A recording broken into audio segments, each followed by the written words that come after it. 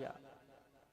और जब पूतना का उद्धार किया, पूतना की मृत्यु हुई, तो पूतना के शरीर से सुगंधी निकलने लगी महाराज। राजा परीक्षित ने कहा कि पूतना के शरीर से सुगंधी, ये तो राक्षसी है, इसके मुंह से तो दुर्गंधी निकलना चाहिए, सुगंधी कैसे निकली?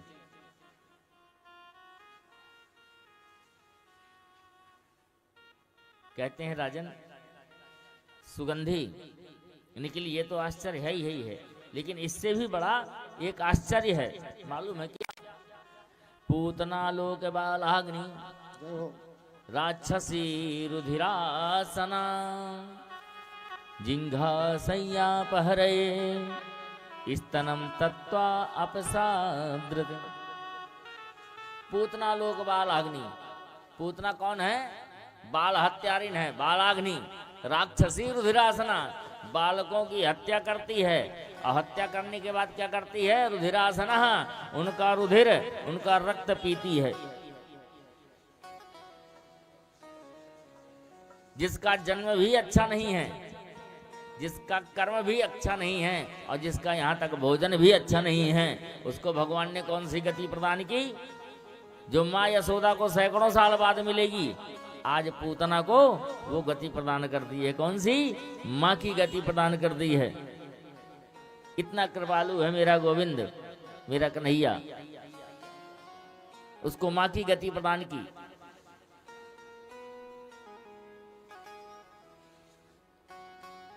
क्यों? क्योंकि कन्हैया ने कहा देखो, ये एक माँ का कार्य है, किया तो इसने वही है। भले ही अपने स्तनों में जहर लगाया, लेकिन इसने अपना दुग्धपान तो कराया है, और दुग्धपान कौन कराती है? माँ। तो इसलिए भगवान ने माँ की गति प्रदान की। जैसे पीछे कथा में बताया था ना, भगवान कभी किसी को मारने नहीं आते, भगवान तो उद्धार करने आते हैं। जिसका जितना जैसा चिंतन होता है, जिस तरह से भगवान को मानता है, उसी तरह से भगवान उसकी गति करते हैं। पूतना का उद्धार कर दिया। इधर कंस को पता चला, बड़ा दुख हुआ कंस को पूतना की मृत्यु का। ये पूतना कौन है पता है? पूतना राजा बलि की बहन है। जब राजा बलि के यहाँ 52 रूप से भगवान गए, तो 52 रूप से भगवान गए जब राजा बलि के यहाँ, तो मालूम है क्या हुआ? रत्नावली नाम की बहन थी। जब भगवान की झांकी देखी तो बोले ऐसा पुत्र हो ना मेरे पास में, तो बड़ी आनंद की बात है, बड़ी प्रसन्नता की बात रही, मुझे बड़ा सुख की अनुभूति होगी, मेरे घर अगर ऐसा पुत्र बन करके आए। अब प्रभु अंतर्यामी सब जानी, भगवान तो अंतर्यामी है, सबकी भावना जानते हैं, अब पूर्ण कर देते हैं। मन का भाव अगर पवित्र है तो बोले अगर मेरा ये पुत्र होता तो मैं दुग्ध पान कराती। अब महाराज जब राजा बलि का सब कुछ छीन लिया भगवान ने, सब कुछ दान में ले लिया, तीनों लोग ले लिए, तो बोले मैं माँ तो बनती, ये मेरे पुत्र बनते, लेकिन मैं अपने स्तनों में जहर लगा करके पिलाती। भगवान ने आज वो भी इच्छा पूरी कर दी रत्नावली की। वही पूतना है। अब एक राक्षस और भेजा भगवान को मारने के लिए, नाम है तृणावर्त। आया, एक चारपाई में छिप गया, भगवान का पल्ला वहीं पड़ा है। भगवान ने देखा है तो राक्षस है, मुझे मारने के लिए आया है, तो भगवान ने पैर ऊपर किया और चारपाई को पलटाया राक्षस का, वहीं बध हो गया। तृणावर्त का उद्धार कर दिया। अब जब भगवान का कहीं जन्म होता है तो भोले बाबा तो रह नहीं पाते भाई, भोले बाबा भी दर्शन करने तो जाते ही जाते हैं। भगवान ने कौन सा रूप धारण किया है, क्योंकि भगवान के बिना काम भोले बाबा का भी नहीं चलता। तो आज कैलाश पर्वत से आए हैं, अब ओरिजिनल रूप में जाएंगे, ओरिजिनल नाम में जाएंगे तो काम तो बनेगा नहीं। क्यों काम नहीं बनेगा? क्योंकि सब लोग महाराज फिर बोलना शुरू कर देंगे, बोलो बाकी बिहारी लाल की, तो बेस बदल करके जा रहे हैं, क्या बोलना शुरू कर देंगे? अरे भैया ये भोले भंडारी है, भूत प्रेतों के साथ रहते हैं, इनको कौन घर में घुसने देगा? जल्दी कोई तांत्रिक आ जाए, भोले बाबा तो तांत्रिक पैदा करने वाले हैं वो तो। अब हमने इसलिए तांत्रिक का उदाहरण दिया, उसका कारण है तांत्रिक भी भूत प्रेत पाले रहते हैं। अब भोले बाबा के साथ कौन है? भूत प्रेत। आ जाए भूत प्रेत की सेना लेके आपके घर में, घुसने दोगे? पहले डर जाओगे। जब देखोगे किसी का सर नहीं है तो किसी से नीचे के भाग नहीं है, कोई ऊपर ऊपर चल रहा है, तो भोले बाबा ने कहा भैया ऐसे तो कोई घुसने नहीं देगा। ऐसा करते हैं, रूप बदल लेते हैं। अब रूप बदल लिया, अपना जो है वेश नाम बदल दिया, शंकरानंद महाराज नाम रख लिया। अब आए हैं नंद महल में। आनंद महल में आए, दरवाजा खटखटाया। पहले घंटी थोड़ी चलती थी कि दबा दो तो बज गया किरण किरण अंदर, सांकर ही बजाई जाती थी। आज भी आप गांवों में जाइए, लोग सांकर ही खटखटाते हैं, वही घंटी है सबसे बड़ी। घंटी खटखटाई महाराज, अंदर से नंदरानी बाहर निकल के आई। बोले बाबा प्रणाम, बताइए क्या चाहिए? बोले माता हमें अपने लाला के दर्शन करा दो। देखो आपको हीरा चाहिए, जवाहरात चाहिए, घर मकान भूमि गाय जो भी चाहिए ले लो, लेकिन लाला के दर्शन नहीं कराऊंगी। क्यों? अरे गले में सर्पों की माला पहन रखी है, ये सर्प इधर उधर मुंह कर रहे हैं, फन निकाले हैं, कानों में बिच्छी डाल रखी है, कहीं ज्वांक लटका रखी है। ऐसे आपके रूप को देख करके जब मैं 80 साल की बुढ़िया डर रही हूं। देखो नंदरानी 5 साल बड़ी है नंद बाबा से, नंद बाबा से 5 साल बड़ी है। पहले कहते थे बड़ी बहू बड़ा भाग्य, पहले इतना ज्यादा उम्र को नहीं देखते थे। शादी देखा, लायक वर कन्या देखा और विवाह कर दिया। अब तो महाराज बिल्कुल जो है ना तराजू लेके जाते हैं तौल।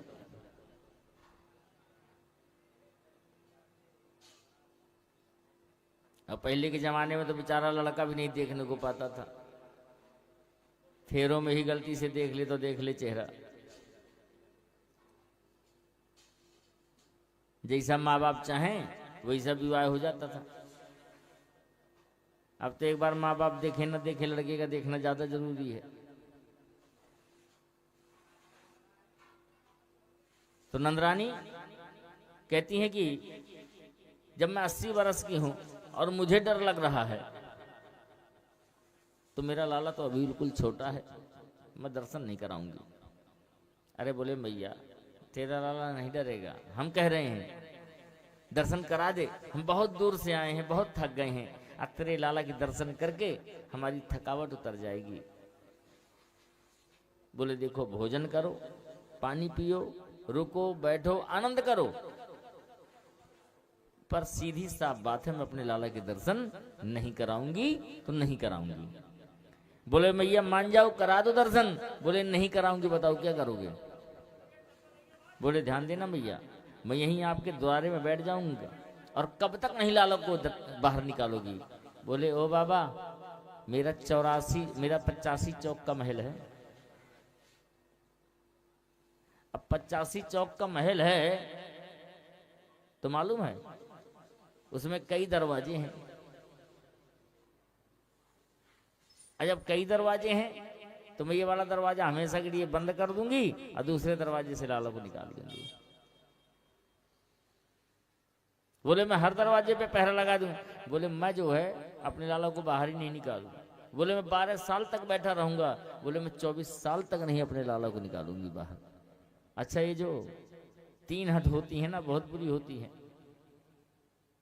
एक बाल हट, बालक जिस चीज में अड़ जाए तो समझ लो अड़ गया।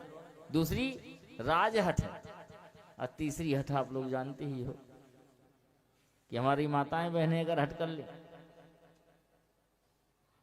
तो बेचारे स्वामी जी का क्या हाल होता होगा।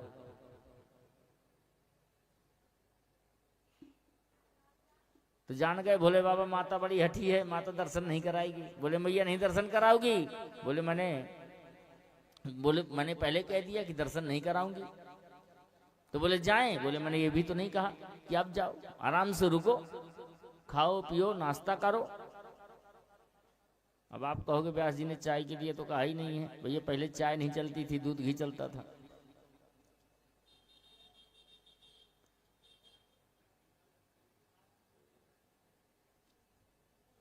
बोले आराम से रुको यहीं। बोले बाबा ने कहा जब आप दर्शन नहीं कराओगे तो रुकने का कोई फायदा नहीं, हम चलते ही हैं। अपना महाराज उदास मन बना के भोले बाबा वहां से चल दिए। और जैसे देखा कि भोले बाबा गए तो कन्हैया अंदर लेटे लेटे रोने लगे बड़ी तेजी तेजी से, क्योंकि कन्हैया को तो सब पता है कौन आया कौन नहीं आया। अब जब रोने लगे तो नंदरानी कन्हैया के पास में पहुंची। अरे क्या हो गया, क्या हो गया लाला को? दो चार गोपियां आई। बोले क्या हुआ मैया? अरे बोले कुछ नहीं हुआ, बताओ। अच्छा खासा ये सो रहा था और जगह है तो बस रोना शुरू कर दिया। बोले सुबह से कोई घर तो नहीं आया जो किसी की नजर लग गई हो?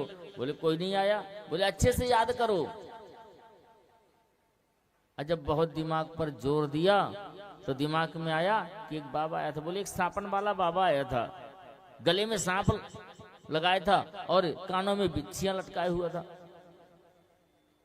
अब वही बिच्छू लटकाए वो इधर को चला गया। बोले किधर को गया? बोले इधर को। अब महाराज वो जितनी गोपियां हैं ग्वालिन हैं वो सभी उसी मार्ग में गई। आगे एक पीपल के पेड़ के नीचे भोले बाबा विराजमान थे। बोले बाबा आप नंद महल चलो, नंदरानी ने आपको बुलाया है। बोले हम नहीं जाएंगे वहां। बोले क्यों? बोले वो लाला के दर्शन नहीं कराती है। बोले हम कह रहे हैं कराएगी। अरे बोले नहीं कराएंगे। बोले हम वादा करते हैं आपसे कि हम लाला के दर्शन कराएंगे। अब महाराज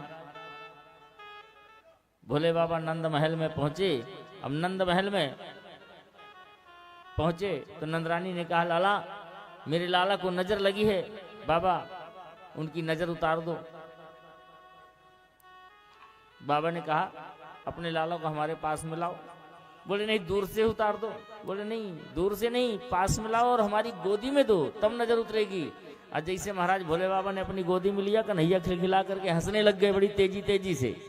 और कन्हैया जब हंसने लगे तो मैया ने कहा लाओ ये लाला मुझे दे दो, जल्दी से मुझे दे दो। और जैसे मैया की गोद में दिया फिर रोना शुरू कर दिया। अरे बोले ऐसा कर दो ना बाबा कि आपकी गोद में हंसे और मेरी गोद में आए तो मेरी गोद में हंसे।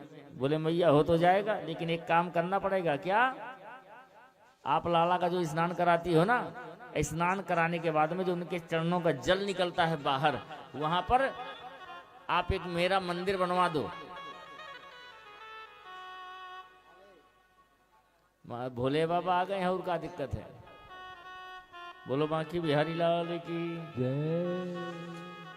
अब महाराज वहां भोले बाबा का स्थान बना दिया, वहीं से हो गए गोपेश्वर महादेव। बोलो गोपेश्वर महादेव की। देख लो आ गए हैं हनुमान जी दर्शन करने के लिए, सभी इतने झुंडाए हैं। अब हनुमान जी तो कथा में आते ही आते हैं। एक जोगी आयो है तेरे द्वार, एक जोगी आयो है तेरे द्वार, दिखा दे मुख लाल का।